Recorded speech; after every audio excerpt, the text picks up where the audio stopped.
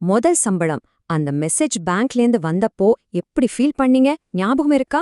ஆடாடா, உலகமே நம்ம கைக்குள்ள வந்த மாதிரி ஒரு ஃபீலிங். அப்பாடா, லைஃப்ல செட்டில் ஆயிட்டோன்னு தோணுச்சா? கரெக்டா வாடகை கொடுத்தாச்சு, குற்ற உணர்வு இல்லாம ஸ்விக்கில ஆர்டர் பண்ணலாம், பேங்க் பேலன்ஸ் 10 தடவை பார்க்காம வீக்கெண்ட் பிளான் போடலாம், வாழ்க்கை ஒரு வழியா ட்ராக்குக்கு வந்துடுச்சுன்னு தோணும். உண்மைய சொல்லப்போனா 20 வயசுல இருக்கிற முக்காவாசி பேர் பணத்தை பத்தி இப்படிதான் யோசிக்கிறோம். இதுக்கு காரணம் நாம பொறுப்பில்லாதவங்கன்னு இல்ல. அது வரைக்கும் நம்ம வாழ்க்கையில பெரிய நிதி பிரச்சனைகள் எதுவும் வந்திருக்காது. எல்லாமே புதுசா சாத்தியமா தெரியும். இந்த ஒரு வரி, இதுதான் விஷயமே. நம்ம தப்பு பண்ணும்போது அது தப்பு மாதிரியே தெரியாதுங்கிறது தான் பிரச்சனையே. அதனாலதான் இது ரொம்ப ரொம்ப ஆபத்தானது. ஏன்னா யாருமே வேணும்னே நிதி ரீதியா ஒரு தப்பான முடிவை எடுக்க மாட்டாங்க. அந்த நேரத்துல அது ரொம்ப சரியா தெரியும். நம்ம மனசாட்சியை நம்ம கிட்ட கேட்கும், நான் இவ்ளோ கஷ்டப்படுறேன், இந்த ஒரு விஷயத்த நான் எனக்காக வாங்கிக்க கூடாதான்னு. இந்த அமைதியான தவறுகளோட பெரிய ஆபத்தே இதுதான். அதுங்க சரியான முடிவுகள் மாதிரி வேஷம் போட்டுக்கிட்டு நம்ம முன்னாடி வந்து நிக்கும். யோசிச்சு பாருங்க, இது ஒரு பெரிய முரண்பாடு இல்லையா? இன்னைக்கு இருக்கிற தலைமுறைக்கு பணத்தை பத்தி நிறைய தெரியுது. இன்வெஸ்ட்மெண்ட், ஸ்டாக் மார்க்கெட்னு சோஷியல் மீடியால நிதி அறிவுரை கொட்டி கிடக்குது. ஆனா அப்படியெல்லாம் தெரிஞ்சவங்கள பாதிக்கும் மேல அடுத்த சம்பளம் வந்தாதான் சமாளிக்க முடியுங்கிற நிலைமையில இருக்காங்க. இது ஒரு விஷயத்த ரொம்ப தெளிவா காட்டுது. அறிவு மட்டும் பத்தாது, பழக்க வழக்கங்கள் தான் இங்க உண்மையான பிரச்சனை. என்ன செய்யணும்னு தெரியறதுக்கும் அது தினமும் ஒழுங்கா செய்யறதுக்கும் நடுவுல ஒரு பெரிய கேப் இருக்கு. சரி, இந்த அமைதியான தவறுகளை நம்ம எப்படி உடைச்சு பார்க்க போறோம்னா, நாம ஒரு பயணத்தை ஆரம்பிக்க போறோம். முதல்ல நம்ம மைண்ட்ல என்ன நடக்குது, பணத்தை பத்தி எப்படி யோசிக்கிறோம்னு பாப்போம்.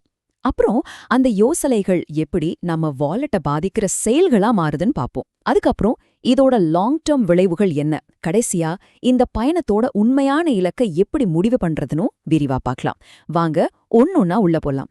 நாம எந்த ஒரு வேலையை செய்யறதுக்கு முன்னாடியும் அத பத்தி யோசிக்கிறோம். அதனால பண விஷயத்துல நாம செய்யற தப்புகளோட ஆணிவேர் நம்ம சிந்தனையில தான் இருக்கு. இந்த மனநிலை பொறிகள் தான் நாம பார்க்க போற முதல் ரொம்ப அடிப்படையான பொறிகள். இதுங்க நமக்கு தெரியாமலே நம்ம முடிவுகளை டைரக்ட் பண்ணிக்கிட்டு இருக்கோம். இதுதான் நம்ம நிறைய பேர் மாட்டிக்கிற முதல் ட்ராப். மாசா மாசம் பேங்க் அக்கவுண்ட்ல பணம் வருது, செலவு பண்றோம், எல்லாம் ஓகே மாதிரி தெரியும்.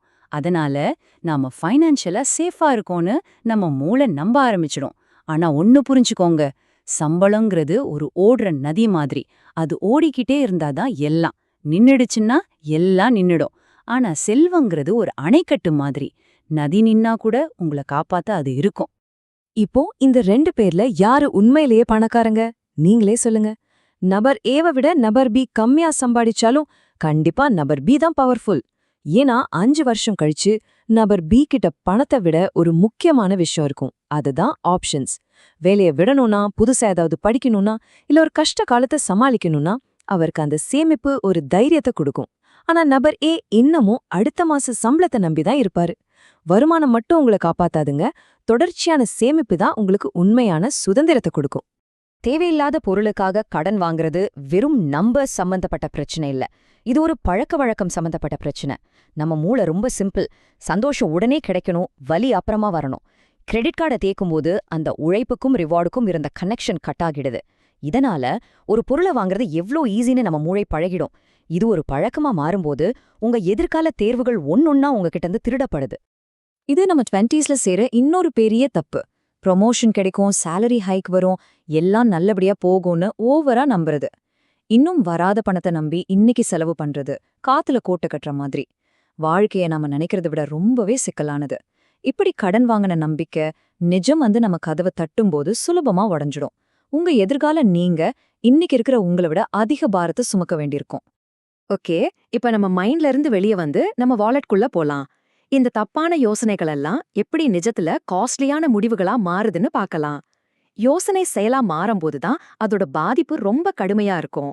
ஒரு உதாரணத்துக்கு, நீங்க 60,000 ரூபாய் சம்பாதிக்கிறீங்கன்னு வச்சுப்போம். இங்க பாருங்க, சம்பளம் வாங்குறதுக்கு முன்னாடியே வாடகை, இஎம்ஐ, பில்ஸ்னு உங்க பணத்துல 60% மேல லாக் ஆயிடுது. இதோட ஆபத்து என்னன்னா, இது உங்க சுதந்திரத்தை, உங்க நெகிழ்வு தன்மையை குறைச்சிடுது. இதுக்கப்புறம் நீங்க எடுத்துற ஒவ்வொரு கெரியர் முடிவும் ஒருவித ப்ரெஷர்ல தான் எடுப்பீங்க. எது பெஸ்ட்னு யோசிக்காம எது சேஃப்னு யோசிப்பீங்க. புதுசா ஒரு வேலையை ட்ரை பண்ணவோ இல்ல ஒரு பிசினஸ் ஆரம்பிக்கவோ உங்களுக்கு தைரியமே வராது. இத நல்லா ஞாபகம் வச்சுக்கோங்க. உங்க 20ஸ்ல உங்க பெரிய சொத்து உங்க சம்பளம் கிடையாது, அது உங்க அடாப்டபிலிட்டி தான். அதாவது சூழ்நிலைக்கு ஏத்த மாதிரி மாறிக்கொள்ளும் தன்மை. உங்க மாதாந்திர செலவுகளை எவ்வளவு கம்மியா வச்சுக்கிறீங்களோ அந்த அளவுக்கு நீங்க உங்க எதிர்காலத்துக்கான சுதந்திரத்தை விலைக்கு வாங்குறீங்கன்னு அர்த்தம்.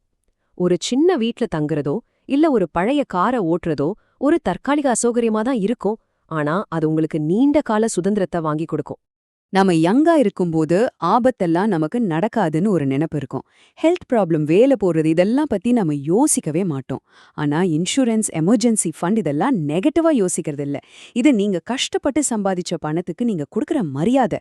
ஒரு நல்ல ஹெல்த் இன்சூரன்ஸும் சில மாச செலவுகளை சமாளிக்கிற அளவுக்கு ஒரு எமர்ஜென்சி ஃபண்டும் இருந்தா ஏதாவது ஒரு மோசமான நிகழ்வு நடந்தாலும் உங்க எல்லா உழைப்பும் வீணாகாம அது பாத்துக்கும். யங் இன்வெஸ்டர்ஸ் நிறைய பேரு அடுத்த ஹாட் ஸ்டாக் எது, பெஸ்ட் ஃபண்ட் எது, அதிக ரிட்டர்ன்ஸ் எங்க கிடைக்கும்னு ஒருவித உற்சாகத்தை தேடி ஓடுவாங்க. ஆனா உண்மையில பணத்தை உருவாக்குறது எது தெரியுமா? ரொம்ப போர் அடிக்கிற ஆனா நிலையான சிஸ்டம்ஸ் தான். மாசம் ஒரு குறிப்பிட்ட தொகையை ஆட்டோமேட்டிக்கா மியூச்சுவல் ஃபண்ட்ல இன்வெஸ்ட் பண்ற எஸ்ஐபி மாதிரி விஷயங்கள் கேட்க த்ரில்லிங்கா இருக்காது. ஆனா அதுதான் நிஜமாவே வேலை செய்யும். இது ஜிம்முக்கு போற மாதிரி தான். ஒரே விஷயத்த திரும்ப திரும்ப பண்ணா போர் அடிக்கும், ஆனா ரிசல்ட் அதுல தான் கிடைக்கும். சரி, இப்ப நம்ம ஷார்ட் டேர்ம் விஷயங்களை விட்டுட்டு லாங் கேம் பத்தி பேசலாம். உங்க 20ஸ்ங்கிறது எதிர்காலத்துக்காக விதைகளை நடுற நேரம். இன்னைக்கு நீங்க எடுக்கிற ஒவ்வொரு சின்ன முடிவும் பல 10 வருஷங்கள் கழிச்சு ஒரு பெரிய தாக்கத்தை ஏற்படுத்தும். இன்னைக்கு நீங்க நடுற ஒவ்வொரு சின்ன செடியும் நாளைக்கு உங்களுக்கு நிழல் கொடுக்கிற ஒரு பெரிய மரமா வளரும். இதுக்கு பதில் சொல்றதுக்கு முன்னாடி நீங்களே ஒரு செகண்ட் யோசிங்க. மலிவான தவறுகளை செய்யறதுக்கு பெஸ்டான டைம்னு ஏதாவது ஒன்று இருக்கா? என்னவா இருக்கும்?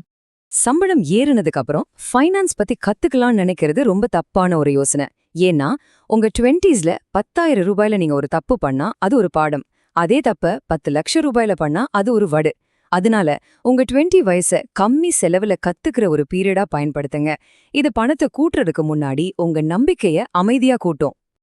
அப்படியே ஷாக்கா இருக்குல்ல? வெறும் 10 வருஷம் முன்னாடி ஆரம்பிச்சதுக்கு இவ்ளோ பெரிய வித்தியாசமா? இதுல இருந்து என்ன தெரியுது? காம்பவுண்டிங்கோட உண்மையான மேஜிக்கே டைம் தான், பணம் இல்ல. இது ஒரு சின்ன பனிக்கட்டி உருண்டைய மலை உச்சியிலிருந்து உருட்டி விடுற மாதிரி. அது கீழே வர வர தானாவே பெருசாக்கிட்டே போகும். டாக்ஸ். இப்போ சம்பளம் கம்மியா இருக்கும்போது இது ஒரு பெரிய விஷயமா தெரியாது. எனக்கு அவ்வளோ டாக்ஸ்லாம் வராதுன்னு நினைக்கலாம். ஆனா இதை இப்பவே கத்துக்கிறது உங்க எதிர்கால வருமானத்துக்கு ஒரு இன்சூரன்ஸ் போடுற மாதிரி. பிற்காலத்துல உங்க சம்பளம் அதிகமாகும்போது டாக்ஸ் பத்தின புரிதல் உங்களுக்கு ஒரு கண்ட்ரோல கொடுக்கும், நிறைய தவறுகள் பண்றதுலேருந்து உங்களை காப்பாத்தும். ஓகே, நம்ம இப்போ இந்த பயணத்தோட கடைசி ஆனா ரொம்ப ரொம்ப முக்கியமான ஒரு கட்டத்துக்கு வந்திருக்கோம். லாங் கேம் பத்தி பேசும்போது ஒரு முக்கியமான கேள்வி வருது. இந்த ஆட்டத்தோட இலக்கு என்ன? அதுதான் நம்மளோட நிதி பயணத்துக்கு ஒரு இலக்க, ஒரு நார்த் ஸ்டாரை நாமளே முடிவு பண்றது. போதுங்கிற வார்த்தைக்கு உங்களுக்குன்னு ஒரு அர்த்தம் வேணும். அந்த ஒரு வரையறை இல்லாம நீங்க எவ்ளோ சம்பாதிச்சாலும் மனசுல ஒரு நிம்மதியே இருக்காது. இன்னும் வேணும், இன்னும் வேணும்னு தேவைகள் தான் அதிகமாகும். நீங்க ஓடிக்கிட்டே இருப்பீங்க, ஆனா எங்க போறோன்னு தெரியாது. உங்க இலக்கு எதுன்னு தெரிஞ்சா மட்டும்தான் அந்த ஓட்டத்துக்கு ஒரு அர்த்தம் இருக்கும். சோ உங்களுக்கான போதும் எதுவா இருக்கலாம்? ஒருவேளை வேலை போனா கூட சமாளிக்கிற அளவுக்கு ஒரு சுதந்திர நிதியா, இல்ல மாசம் இவ்ளோ வந்தா போதும் எனக்கு எந்த மன அழுத்தமோ இருக்காதுன்னு சொல்ற ஒரு தொகையா, இல்ல இனிமே வேலை செய்யறது என் விருப்பம்னு சொல்ற ஒரு வயசா?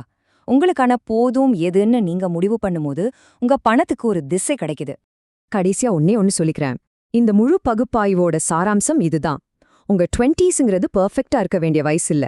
அது உங்களை சரியா நிலைநிறுத்திக்க வேண்டிய வயசு. உங்களுக்கு பெஸ்டான போர்ட்ஃபோலியோ வேணாம், ஆனா சரியான பழக்கங்கள் வேணும். அதிக சம்பளம் வேணாம், ஆனா அதிக விழிப்புணர்வு வேணும். இது ஒரு மாராத்தான், 100 மீட்டர் ஸ்பிரிண்ட் இல்ல. நிறைய பேரு ஒரே ஒரு பெரிய தப்பால தோத்து போறதில்ல, பல சின்ன சின்ன அமைதியான தவறுகளை வருஷ கணக்கா செய்யறதால தான் தோத்து போறாங்க. இப்போ இந்த அமைதியான தவறுகள் உங்களுக்கு தெரியும். சோ உங்க நிதி பயணத்தை சரியான பாதையில கொண்டு போக இன்னைக்கு நீங்க ஆரம்பிக்க போற அந்த ஒரு சின்ன அமைதியான பழக்கம் என்ன? யோசிச்சு பாருங்க.